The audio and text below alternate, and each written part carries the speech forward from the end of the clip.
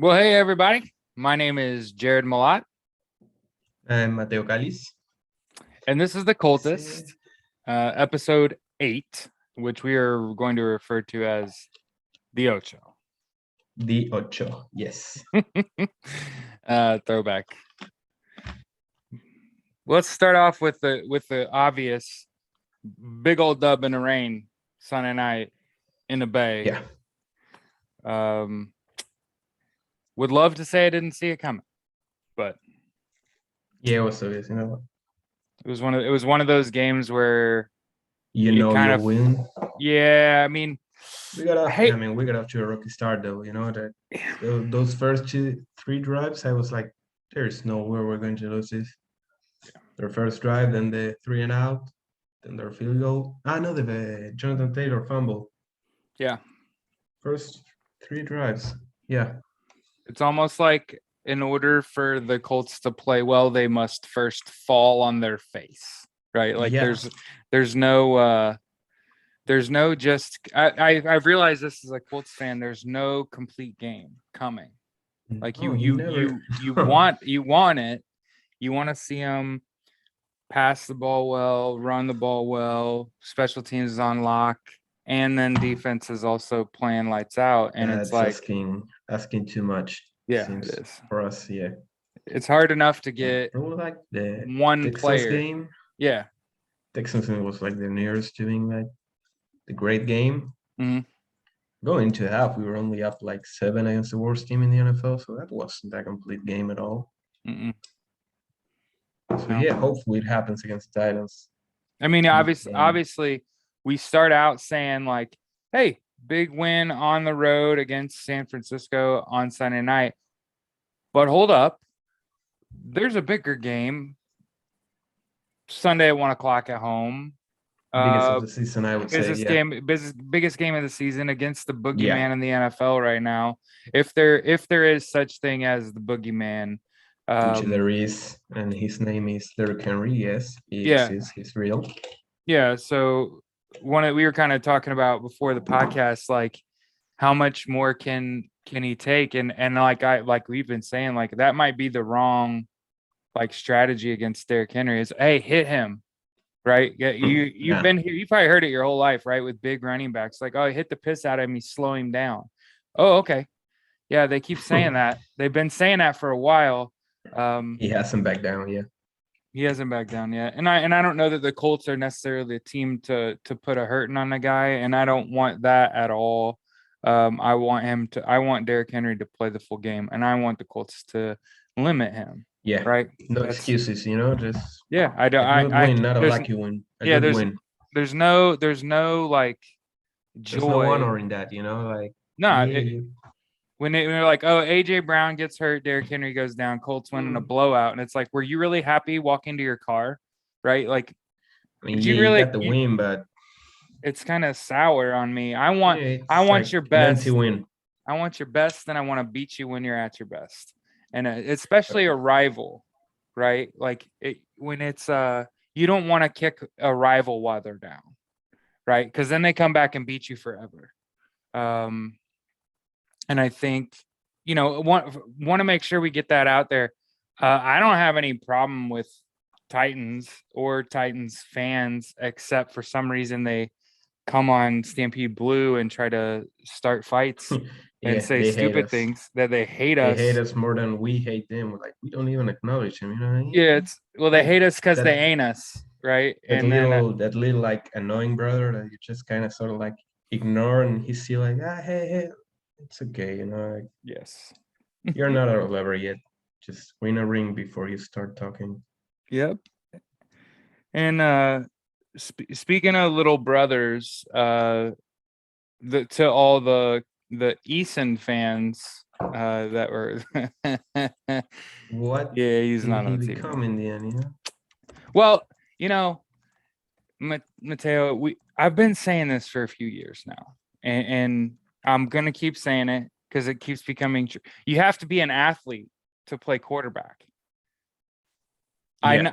I know that Peyton Manning fans are like, but Jared, please, if you watch the Peyton and Eli show on Monday Night Football, Peyton told you that his whole life was a fraud, and it's just totally a joke.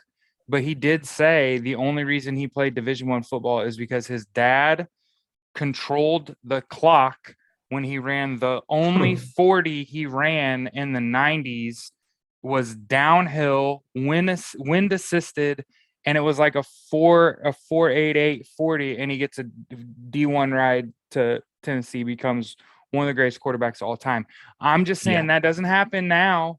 That ain't happening now. There's no statute. There ain't no more Joe Flacco's. Like, I just put in Joe. I wish I was friends with some of these NFL players. Joe Flacco, somebody needs to say some Hail Marys for Joe Flacco, because he is the sacrificial lamb this weekend. Not a good offensive line. He's about to go Got play him. behind. Yeah, my fantasy defense is up against the Jets, so it's like fingers crossed. Yeah. So what I'm getting at by bringing up like guys like Joe Flacco and Jacob Eason is that you have to be able to move to play quarterback in this league, and and it's not like we haven't been told, right? The data came out last year during the playoffs.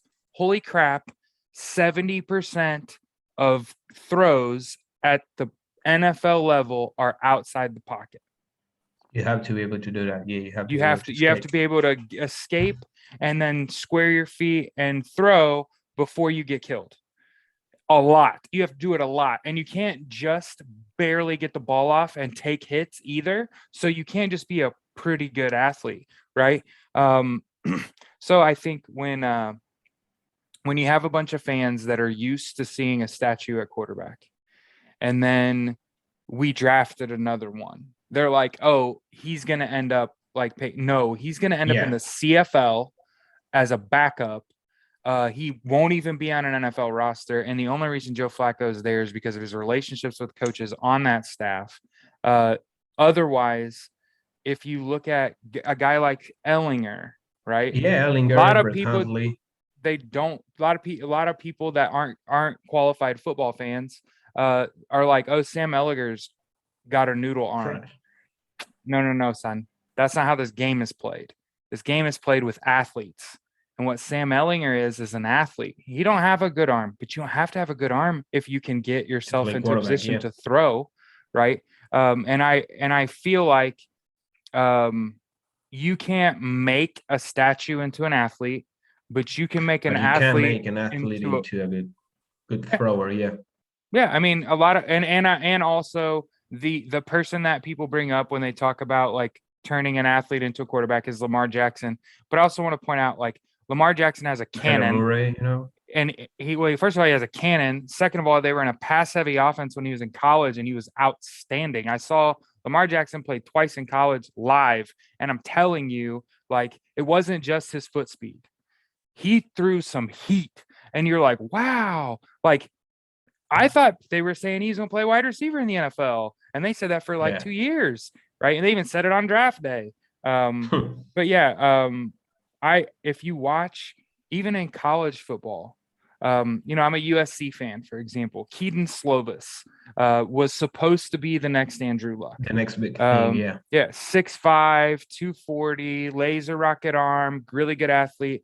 But he was about 20 pounds heavier than Andrew Luck was in college, and he isn't as good an athlete, and he got hit a bunch and he got hurt. And it's going to ultimately have an impact on his NFL career because the problem is when you're a quarterback and being an athlete isn't your primary attribute, right? Like, for example, I think Carson Wentz probably has a better arm than he is an athlete at this point, but it's more because of his age than it is his athleticism. Yeah. Does that make sense? Like, he's just gotten old enough where he's on the border too of, hey, he's really gonna have to get rid of that ball quick because he don't quite move like he used to. He's not nearly as flight as he used to be. So now Ellinger and Wentz, and as we said before, like Wentz more closely resembles Andrew Luck athletically. People just don't want to hear it. Oh, don't say that. Like, he's nothing like Andrew Luck. It's like, really? Have you seen him not slide? Like, That's Yeah, awful Andrew Luck like. Have you seen him take those unnecessary contact? That's awful Andrew Luck like. throwing unnecessary turnovers, that really, Yeah. like at least the early seasons with Luck, where he just threw balls that you were like, why on earth are you throwing that? Just leave to play another down. Or he goes to throw like a comeback and he hesitates, so he just throws it right to the defender, and Yeah, you're like, oh double. yeah, nah, you got to throw that. But yeah, for the record, on this quarterback chat that we're on, Carson Wentz is on a heater, skyrocketing. His quarterback rating now has him 12th Hmm. in the Yeah, league. 12. Yeah. Um, Yep. and obviously, I think that a lot of that has to do with familiarity. Right. Yeah. It's another point I brought up where like it's one thing to know a system, it's another thing to know the offense. The system that the Colts run, for the record, is a wide receiver heavy. So they while they Colts want to run the ball because that's how their personnel is based, they really do want to air it out. Like that's what their Yeah. offense Yeah. You can wants. tell, you can tell that Reich wants to let it fly. RPO, play action, but they've got the cast of characters to be a balanced offense, and that's another thing I think frustrates fans, right? Is we want to return to the days of old when we really had it all, but we don't realize we didn't get it all. We really didn't have a great team going into drafting Peyton Manning, right? And that we've got to admit we are sort of starting over on offense when you get a new quarterback. Yeah. And a lot of fans have been like, "Oh man, I'm disappointed in Mo Alley Cox's production." Man, I'm disappointed in the lack of reps that they got that led them to being in like week 7 before you see their relationship start to turn a corner, right? Where you're like, "Wow, they really have a good rapport." He seems to trust him in the red zone, right? Yeah. And that's really good. And you wonder. How much of that is because of the training camp injury, like of preseason reps? That has to take a toll on you, like not playing at all in training camp, new team, no preseason. You start off without your left tackle, without your supposed number one receiver. I mean, ding, ding, ding, Yeah, but it makes there's so many football fans that can't accept, and I've been saying this kind of jokingly about Colts fans. See, in Indiana, we live in what's called an at-will employment state. And that means here in Indiana, you can get fired for any reason. anytime. Anytime. They call you in the middle of the night and just say, we're going to let you go. And because of that, what I see and hear out of Colts fans frequently is like, they should just fire that guy. And I've been saying, like, first of all, this division's super winnable. Yeah, I don't know about that. I thought that 2 weeks before, when the Titans had to play the Bills and the Chiefs. Now that they won those 2 games, I'm not that sure whether it's still winnable. Keep in mind we still have to go against the Bucks, the Titans this Sunday, the Cardinals. What else? We had another one that was the Raiders, but they are not that kind of struggling. But here's I don't know how the winnable it question is. though. Here's the question. Colts beat the Titans at home on Sunday. What are you saying next week? Like, Titans are really good. Colts are just had their number today, right? Because it's not a week to week league, man. It isn't. It's a year to year league. I get it. Injuries like a huge factor, but like, I think, like I said, I don't know, man. I'm not a It may believer. I'm happen. not a believer in the Titans, man. I think circumstantially, like, first of all, the only reason they beat the Bills is because of the defensive line adjustment prior to the 4th down. Yeah. Like that. And That's Josh Allen entirely on a defensive shift. Like other than that, you you don't don't win. normally lose games like that when you're down there and there's clock. But how do you say that? I don't think that the Titans win that game more than like 30% of the time. Yeah.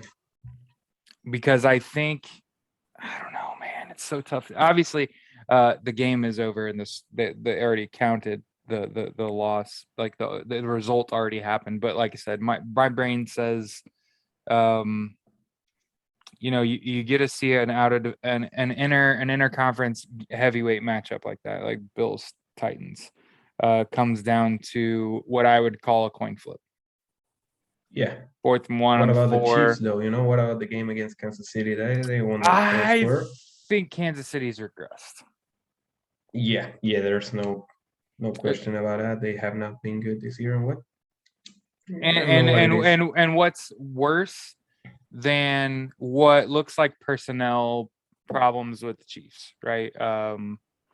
Offensive line's not great. No clear number 2. Yeah, running back injured. What's happening to? And I hate to do that because I know people are gonna be like, "What, Jared? Hold on. What's happening to Patrick Mahomes right now is what happened to Jacoby Brissett. It's also what happened here to Carson Wentz early, and that is you look good when the guys you're throwing to are open. You don't look nearly as good when you're throwing in a tight window because that guy has having a problem getting separation. And the only players, the only guy on the Colts that seems like he's shot out of a cannon right now is Taylor. And the only person on the Chiefs that consistently looks like one of the fastest players in the field is Tyreek Hill. And then outside of those two people for the Colts and Chiefs, it's really like if you have to move the ball, who are you giving the ball to? Now the Chiefs have Kelsey, Travis right? Kelce, yeah, they have. And the Colts now have Pittman, who I think, as long as he stays healthy, man, he's dynamic, and man, he's causing problems because he's a big boy. That late game catch against the 49ers, that was the point when I said, okay, these guys are legit, these guys are real deal. Yeah. We had a glimpse of that, against the Ravens, that touchdown grab. Then against the 49ers, he drew that I believe it's 2 pass interference calls and a third one where he cut the ball before. Yeah. But that catch, the touchdown catch, that was what really made me say, okay, now this guy is the real deal. He's gonna be great. Yeah, and I think the Colts wide receiver room's probably like much better for that, right? Because now you're giving space to guys. Because now it's like, hey, if T.Y. Hilton's the 1, Michael Pittman's my 2, you can move either of those guys around, right? And I think you have to. I don't think it's like that now. I think that this receiver room is now solely Pittman. I believe that Pittman is the true number 1. Hilton number 2 if he returns. I don't think that Hilton can take away that spot from him. I think you're right. Like he can't handle the volume that a Pittman body can. Right? Because I think Michael Pittman could be more of like a 7 to 10 catch guy. Where you're probably right about a guy like Ty is probably more like a 4 or 5 catch player. Like he made some impact plays. A game a couple weeks ago, 4 for 80, each one of them a dagger. Yeah, against the Texans. But he had like a 52-yard, I believe that it was like a 52-yard catch. Yeah. I remember there was a long reception.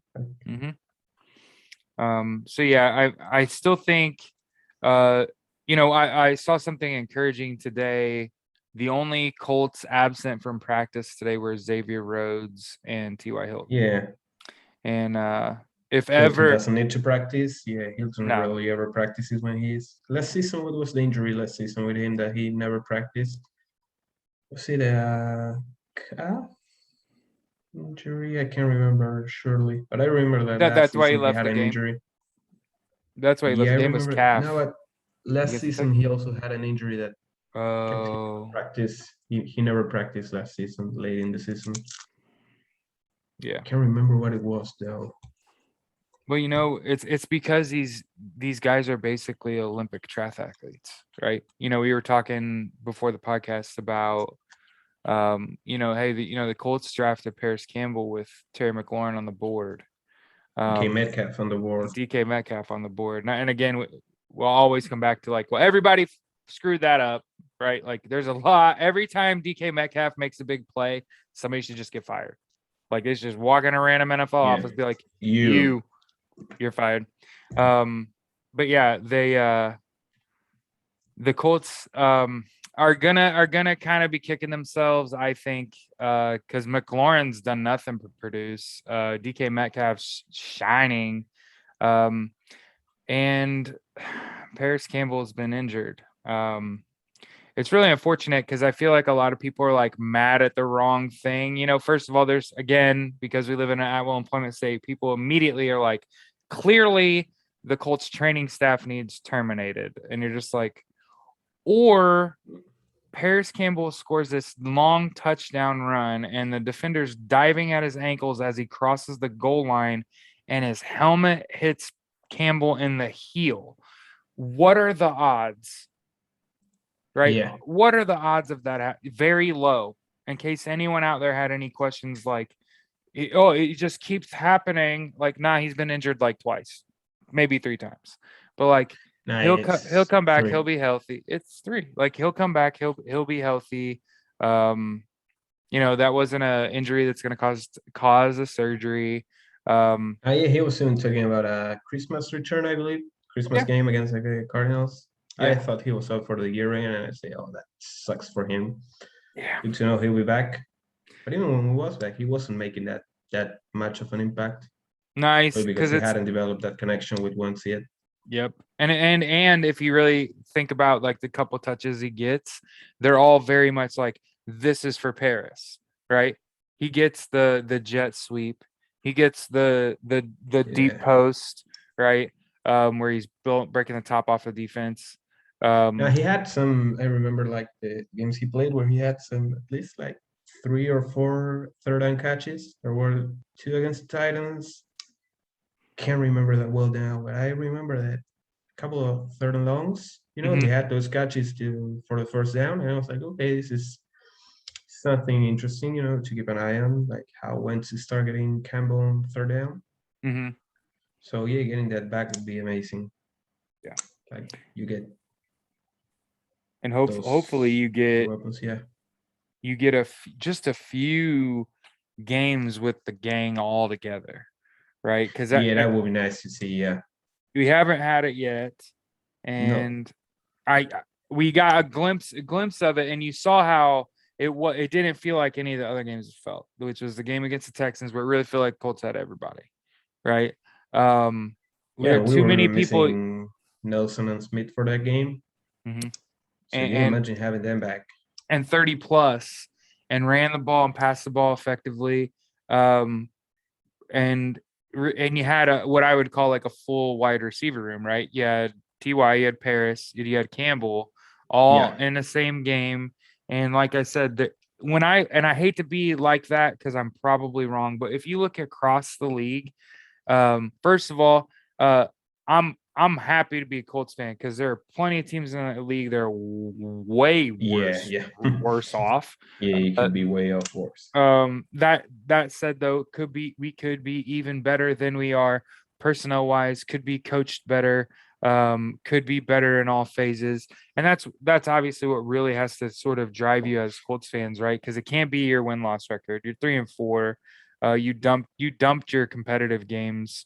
Um, Seahawks, Rams, Titans come to mind, Yeah, as Seahawks, as Rams, your yeah, yeah. competitive games you just dumped. Um, and I Ah, think, Ravens also, yeah. well, the thing, I don't consider that necessarily a dump. Like, you took the Ravens, the darling of the AFC, to overtime To overtime, on their property. and you Um, should have won that game. Yeah, and you also that's a should have game also won that game. you So play like, yeah, that's not the same to me as the other 3 losses. And yeah, I'm wrong, right? A loss is a loss, right? But it's like, no, I walk out of Baltimore with my head high and I say, look, we look like trash against Seattle, right? Like, this Colts team looked woefully not ready. Actually took the Ravens to OT in Baltimore. That to me is a huge shift. And then I get it. I'm probably gonna get people to say like, Jared, there was a game like last week after the Ravens game. Yeah, I know that they beat the 49ers on Sunday night, but the problem that I have with like strategically having like so much 1 week rear view is that that's not a high profile win to me. No, it's not. Sorry. The 49ers don't have what I would consider an elite quarterback. They have a quarterback problem. It's not the same. And I think anytime you're playing against a team that, and there aren't that many like elite quarterbacks. There's probably like 8 or 9. There's a Yeah, couple that 10, I would always, say, yeah. there's always like a couple that sneak up in there. 7, And they're 8 like elite, and like then Kirk 10 Cousins or is 12. elite. Like, come on, dude. Um, Would you consider Carson Wentz to be elite, or he's just on the really good? borderline, I would on say the like he's, borderline. yeah, like that. Yeah, Kirk Cousins, Derek Carr range, where he's like really good but not yet elite. Yeah. Yeah. Yeah. And again, with Carson Wentz, I feel like that's a matter of time. Um, it's not like a lot of people are like, oh, it's the deep ball. It's like, no, it's offensive proficiency. It's having games like we had against the Texans offensively all the time, 450 plus yards of offense, pass Hmm. games clicking, run games clicking, not turn the ball over a ton, scoring Deep touchdowns, deep right? balls in the passing game, long Yeah. runs, Yep. Yep. Um, third down conversions. Yeah. and so when you look at Sunday night doesn't feel like a great win because of how you started the game. Um, Yeah, that was a rough start. Yeah. it feels like even though I felt like we were playing against a non-athlete at quarterback, um, we still got chewed up by a pretty simple scheme Yeah. early in that game defensively. And Yeah, they just looked that much. Yeah, I was just like, what am it's I on. watching here? Is this supposed to be one of the best run defenses in the NFL? Just getting Well, completely fooled by misdirection runs, play action plays. What's the deal here? Like what teams have realized is that the way to run on the Colts is you need to push um you need to push Darius Leonard to being the backside inside linebacker yeah, the to backside your backer to and your run play. And what you want is Darius Leonard to over pursue so that you can just have your back cut back. If he crosses your face, cut back. There's no cuts one back left. to yeah, Um, because AQM who's supposed to like have the contact. I am perhaps Muhammad's biggest hater. Yeah, they made fun of me for that. I was just there's like plenty of saying, people this that don't guy like him. sucks, this guy sucks, this guy sucks, and he got the strip fumble. And I was like, man, this guy's just like it was quitty pace pressure that got him like where Yeah, he was supposed to be, and he got the fumble. But I was like, how on earth is this any credit for Muhammad? He just he was right in the place, right time. right place, right time. Yeah. But he just Um, gets so lucky, like, and in the run game, he doesn't. In the run game, he's exposed. yeah, and I think that has to do. And again, I keep bringing that up. I'm probably wrong, but like they let Walker go and didn't bother to like adequately Yeah, I hated replace him. that. Yeah, So they just went like, you don't have a front side backer that you can trust his pursuit. So that's the problem is that Darius Leonard's over pursuing, allowing cutbacks, and then you have too many guys that once the back's hips are no longer facing you and they're going another way, they're no longer in the play. Like they're not making that tackle. And then when that happens, there's like 2 or 3 guys in the whole Colts defense that can actually like chase a dude down and make play. Um, and one of the things I noticed about the Titans, so for this upcoming game for people to watch, the Titans did a really good job of getting a hat on Leonard too, and making sure that he's covered up. Offensive lineman will call it getting to the second level, but that's what the Titans did to run against the Colts. Well, is just get a block on a guy, get a big man on yeah, that on Darius Leonard, and he's gonna have a problem getting away from yeah, because and they have been he's doing that consistently. They have been they always got the Colts number. yeah, and that's hopefully what we keep saying when we sit down is like, man, I feel like teams game plan really well against the Colts. And I feel like the Colts have a hard time game planning for the other team's strength. Now, the Titans just so happen to be like not the team that I really want to try to like. You really just have to play sound football, right? Because you have to try to stop the run, and then they've got a couple wide receivers too that are really good. I mean, Yeah, it's kind Julio of and Brown.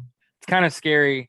I don't know if anybody else saw that, but that sideline catch off that batted ball that Julio Jones made, like that's Yeah, that nightmare was special. material.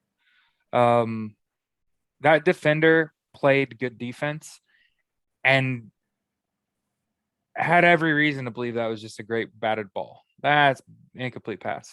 And Julio locates that ball and catches fingertip catches it, gets his feet in Near bounds. the There's sideline. Yeah, so many things that went on in that like it felt like when you watch that, even in at full speed, you're like, man, he felt like he had forever. And then you watch in slow motion, and it really does feel like he had eternity to get just in the perfect spot to be able to make that grab, and that should strike fear in just about everybody. Um, and I think that's probably why there's only a couple Colts absent from practice today, right? Because I think if if we're sitting here before our little brand new podcast saying this feels like it's for the season, this feels like the game for the Colts this year. yeah. You Um, lose this, you're pretty playing much for a out. wild card. You know what I mean? Yeah, and yeah, wild card. Luckily for us, there are no. You have either the Broncos that I believe are 4-3 perhaps. Yeah. Check there. You don't have that much competition in the AFC, Yeah. luckily, because I hate to be like that guy, but I hate to be pessimistic, but I just don't see the Colts winning on Sunday. I hope they prove me wrong. Yeah. I don't think they have it in them. Yeah. Maybe the Titans would just play with just one of those games where you're like, I don't see it happening. Yeah. I mean, it's really tough. Um, after you lost what I would consider like pretty convincingly, like it wasn't that close. Even though it was only like a 9-point game. Um, I see that the Colts are like only a 1-point favorite. Typically, we say like the home team gets 3 when we bet, and Vegas has the Colts 53% to win. Just so everyone that's ever bet on sports knows, that's called chalk. Um, the 1-point favorite. And I speak in terms of gambling. It helps people figure out what's most likely to happen. First of all, Vegas don't fucking lose. Okay. So the reality is, when you're a 1-point favorite at home and you get 3 points, it means you're going to lose by a couple points. Is what Vegas is saying. And the way the Vegas hedges is home teams generally are 53% to win. So when you see trackers out here saying like, "Oh, Colts are 53% to win," bro, that's like an NFL stat. That's not the Colts. Like, first of all, the home field advantage is no longer nearly the factor it was, primarily due to Yeah, COVID and attendance. So I think that it has less of an impact on the outcome than it has in years past. I feel like I'm trying to sell you the Colts losing when you already kind of said like I feel like the Colts lose, and for me it's like yeah, um something significant would have to improve for the Colts really fast in order for me to be like, yeah, you can beat a team like that. And it's got to be one of two very important things. Either you got to hold uh Derrick Henry to like super limited numbers. He cannot have a breakout game. Or you gotta hold AJ Brown or Julio and Jones Julio Jones too. Yeah, to a limited output, because my fear is, well, Derrick Henry's gonna get his anyway. And then as a result of going out of your way to try to stop Derrick Henry, then one of the other two gets going, you're just in a spin cycle, and it's going to be a long Sunday, and then the hope, though. So you say all of that, which sounds an awful lot like Colts. I don't know. The Titans secondary is beatable, and Yeah, very beatable, especially outside of without either Farley or Christian Fulton that are out. Safety Amani Hooker is also questionable for the game. Their secondary is in shambles. Yeah, but you have to get the ball past their front seven, and I you know, I feel like I've sat here for weeks and say, oh, like Colts are trending up, Colts are trending up, but this is like your gut check game, right? This is the is this year the year, or did you yeah. need a This year is where um yeah, this is because exactly what I thought. This is the time where you have to put your cards on the table. What are we? yeah, Are we a solid team that can push for the playoffs and perhaps make a run late in the season? Perhaps even win a playoff game? Or is this just a team that managed to look good against some opponents, but it's not just there yet? And yeah, I believe it's the latter. I don't think that the Colts have anything. I believe that there's just like too many questions to be asked about this team. Like where is the yeah, pass rush? Where is the secondary depth? Most of our guys are injured now. Julian Blackman out for the year. We have no safety. When your starting safety figures to be Sendejo, that just don't like the guy. yeah, It just, what's your only hope? The offense carrying the defense. yeah, and I mean, everybody playing perfect, um not, having 78-yard punts, um not being the team missing kicks, not being the team, you know, I feel like a stupid football coach, but like if you're the more disciplined team, you tend to be all right. If you um everybody's on the same page on offense, we don't have dumb avoidable penalties. You take care of the football and don't turn it over. And then most importantly, you get points out of drives that Our should produce turnovers. points, and turnovers on that note. Like Yeah, you can't turn the rock over, and then you gotta force the other guy into making some mistakes, and that's a problem with the the Titans, is that they are, I wouldn't say they play conservatively or that their coach is even no, conservative. yeah, I would say that they're pretty situationally well coached. Um, there are of course plenty of instances in which coaches make gaffes and you're like, the dude's a doofus. But when it comes to the Titans, they tend to play pretty straight up and down. They're tough out. And so I get any Colts fan saying like, yeah, I don't know if this is it. This is it. I completely understand what you're saying. But I'm also a firm believer in, I have to say it because I don't feel like anybody else in Colts media is saying it. But if there's one thing that I know for a fact Frank Reich does, is that he gets more out of what he has than what most guys get out of what they yeah. have. I'll give him credit for that. Um, Yeah, and one of the things that the Colts have been, and most of Frank Reich's tenure, is really fucking good at home. And I know that it hadn't looked like that so far, and I know we sat here and we even talked before we started this show today and said, the Colts hadn't really put a complete game together. We still aren't whole. There's still, like you said, there's tons of question marks. You got O linemen hurt that are important. And you'd arguably have O line a plethora. You have too many good offensive linemen now, and not enough tackles. And that, you know what I mean? Like yeah, you have basically an excess of interior offensive linemen and a dearth of tackle. tackles. You just don't have you don't have a complete tackle on your roster. You don't have a tackle. You got a few, but Eric Fisher, and when I say not whole, Eric Fisher's not whole. He's Yeah. very clearly still coming back from injury.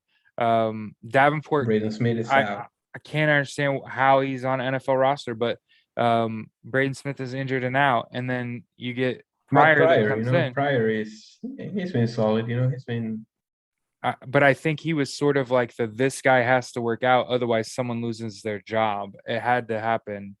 yeah. Um, Luckily it worked out. Yeah, Yeah, because the thing that has bothered me the most, and it's like the things that makes me sweat, is when you're actively spending money, like huge amounts of dollars on Carson Wentz, and through the first few weeks you fail to protect your number one Your asset. investment, yeah. You know what I mean? It just I don't know. I fully admit I sat here and said like early in the year, like, bro, this is mismanaging personnel, like people should be fired. But then the next episode, I had like a harsh realization because I'm sure there's people out there wondering, like, man, you swung real hard. One week you were like, fire them. They're mismanaging people, like $25 million quarterback, you mismanage him. And then next week I realized I had a harsh realization. It wasn't like anybody came to me. But I realized like this division is winnable, and guys Yeah. like Derrick Henry will go away. You know, like AJ Brown, Julio Jones, they're gonna get old. You know what I mean? Like the Titans haven't been great at drafting. And You they look don't at even have the picks to do that and they also so don't have far. the You know, they picks to just really continue to build. So you know what I mean? They're kind of a flash in the pan org. Every decade or so they produce a couple good years of teams.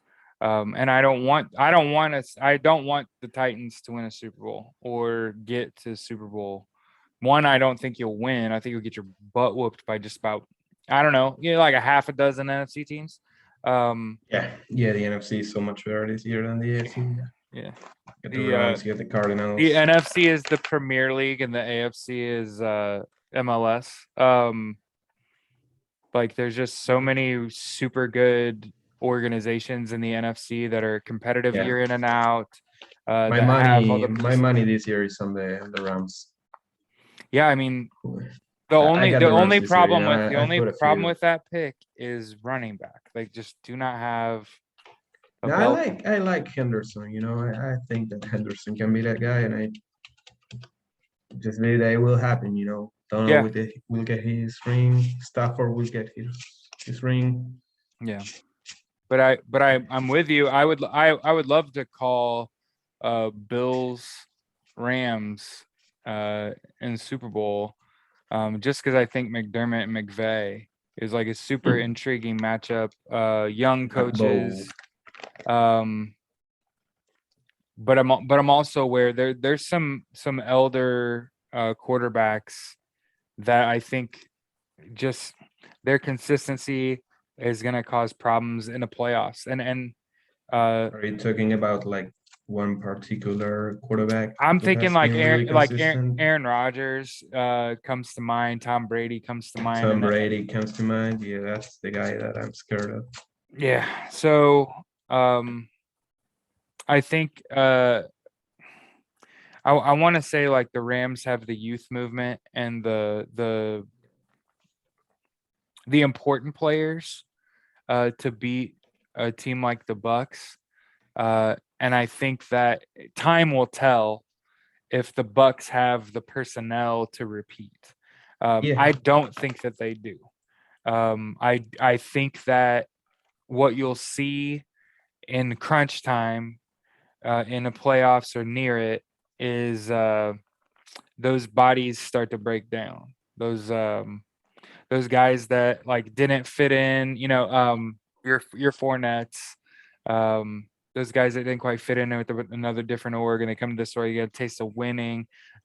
Winning covers up feels things that losing exposes.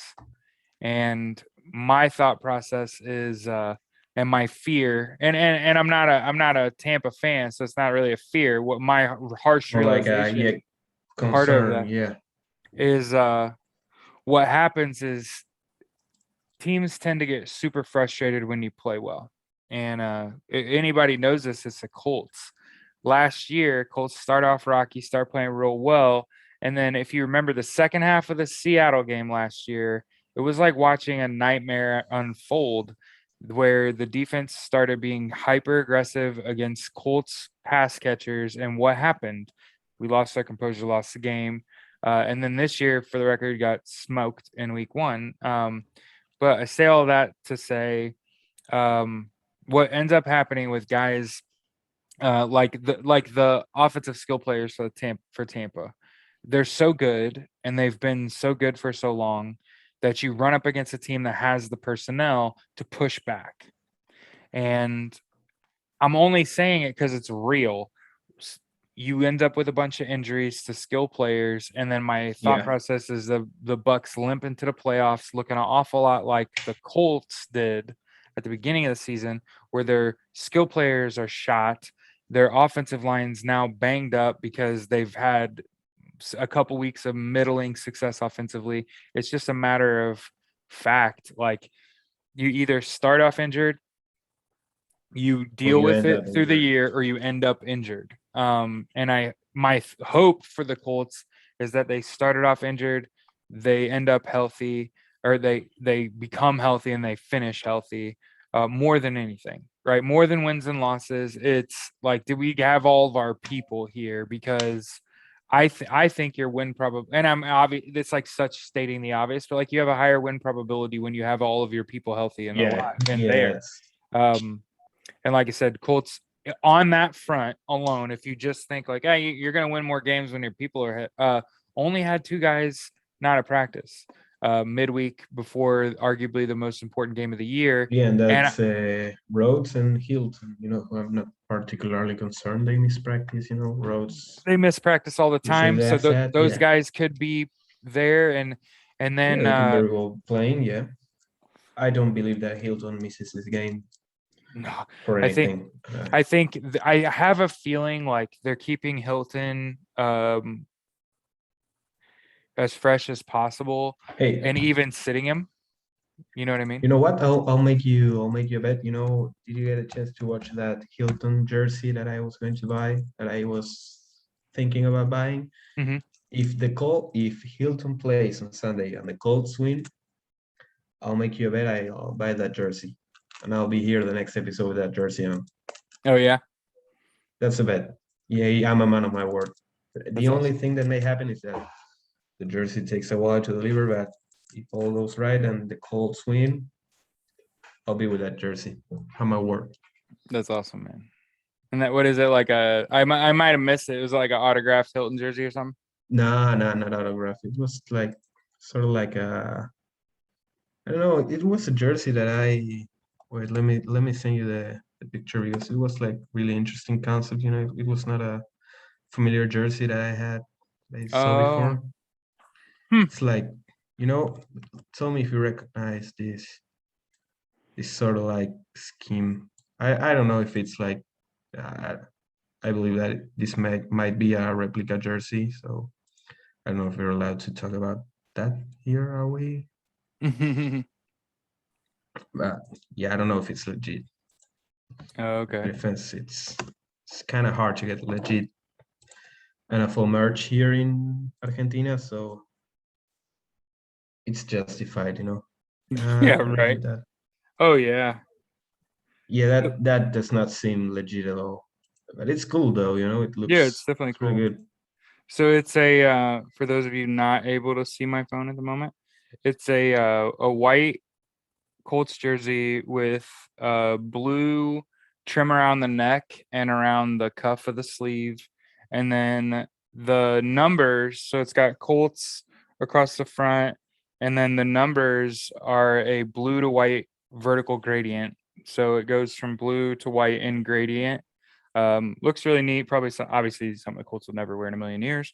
But it would be like a cool Pro Bowl jersey. You know what I mean? Like, I could Yeah. totally stick a Pro Bowl So yeah, sticker on that. basically if the Colts win this Sunday, you'll get a chance to watch it next episode. Yeah.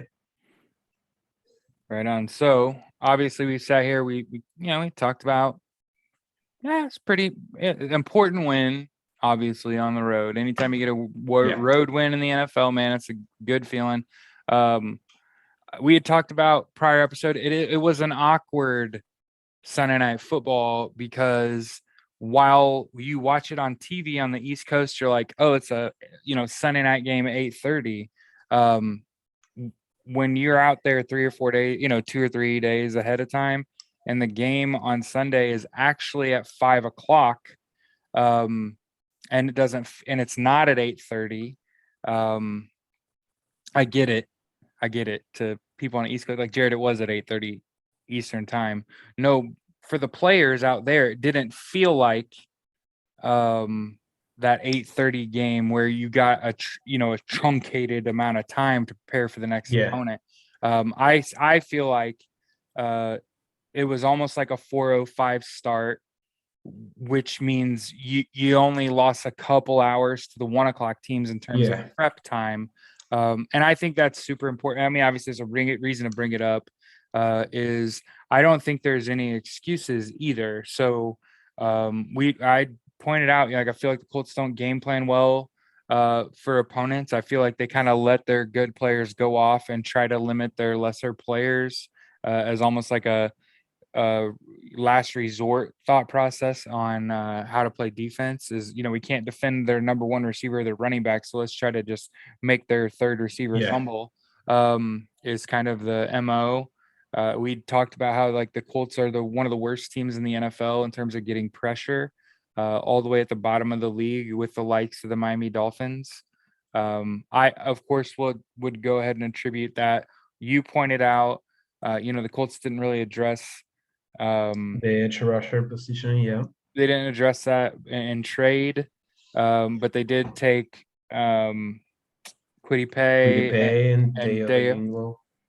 Yeah, and I think obviously that the Colts have to get pressure. That has to improve. That's kind of goes out saying, but it's going to take these young players to develop pretty quickly. A lot of people have been saying until Deo, right?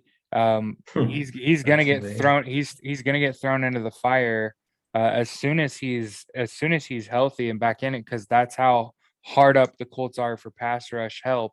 Yeah. Um, I'd even argue, and I don't know, but I'd argue the Colts probably need to look at making a move. Yeah, I don't think they will, but But they I don't think they should. will. I But don't think they will.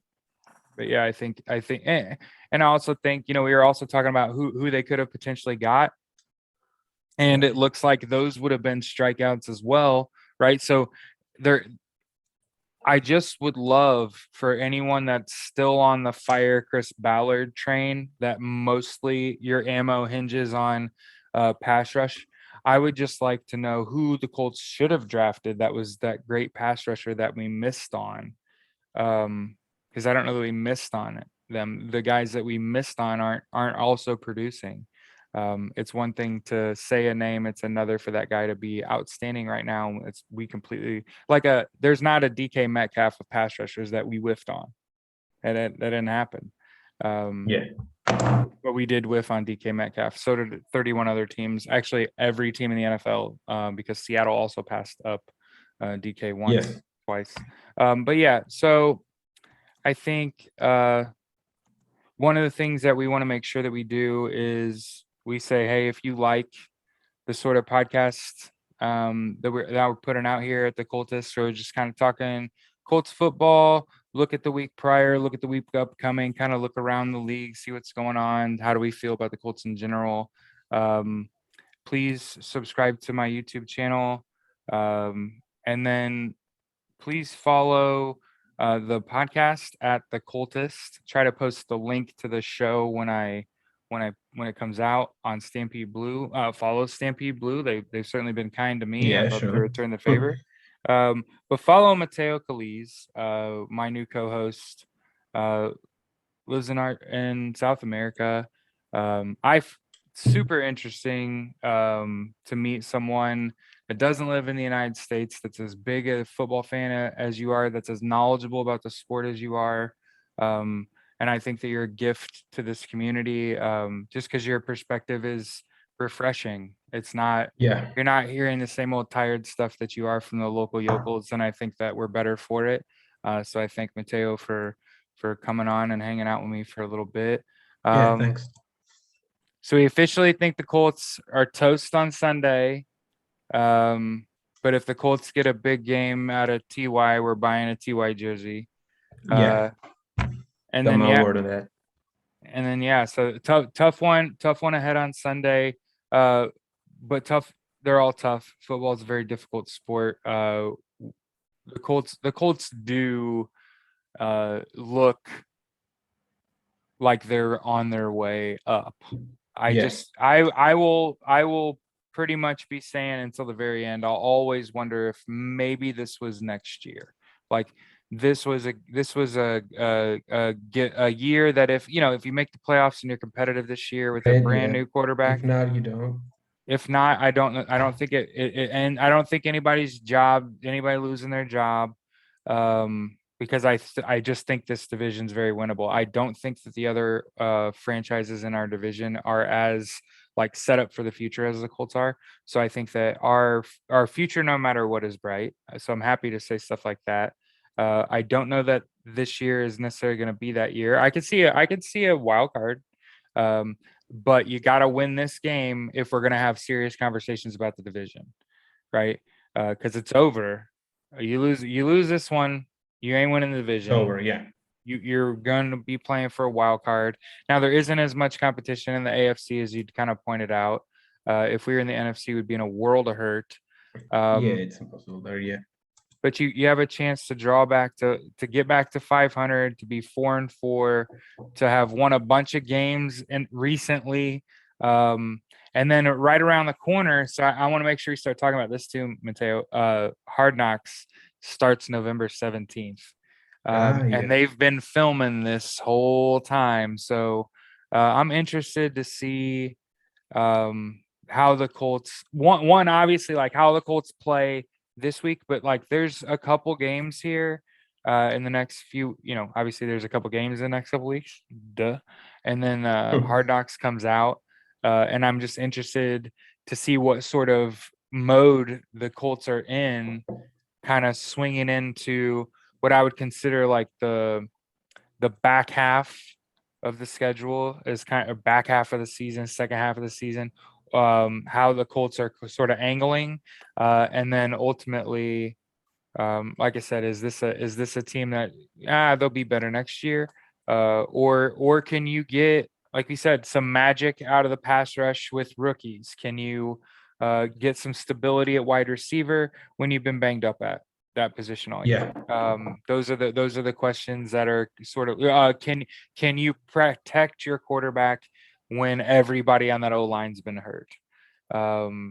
These are the questions that will either make your team or break your team, or it'll just haunt us forever. For the Where rest, yeah. For the rest of the year, obviously I had to say something Halloweenish because it is about that time of year. But yeah, really think the Colts are up against it this week, but obviously we're hopeful. I'll call the Colts will win a knuckle biter. But really I'm thinking something along the lines of like a 27-24 game or a 30-27 game. Very close, very competitive. If there were two teams in the NFL that I think that are more close, like a lot closer than people are willing, it's the Colts and Titans. They're probably not as close as I think they are right now because I'm a Colts fan. But yeah, I think this is a team on the level of the Rams right now in terms of what this Titans team's capable of doing. Yeah. And that poses a serious threat when it's a sort of must-win scenario. So, of course, we'll hope for the best. We're kind of split here in terms of where we think the actual outcome lies, and of course, we'll see. Before we let him go, Mateo, you think there's anything else we ought to hit, my man? No, fine. I think we said what we needed to say. Perfect. So again, this was episode 8 of the Coltist. My name is Jared Ocho. Malat. Yeah, we're calling it the this one the Ocho. Mm-hmm. That's better. Mm-hmm. But yeah, my name is Jared, and this is my friend Mateo, and we'll see you after next week's game. See you next week.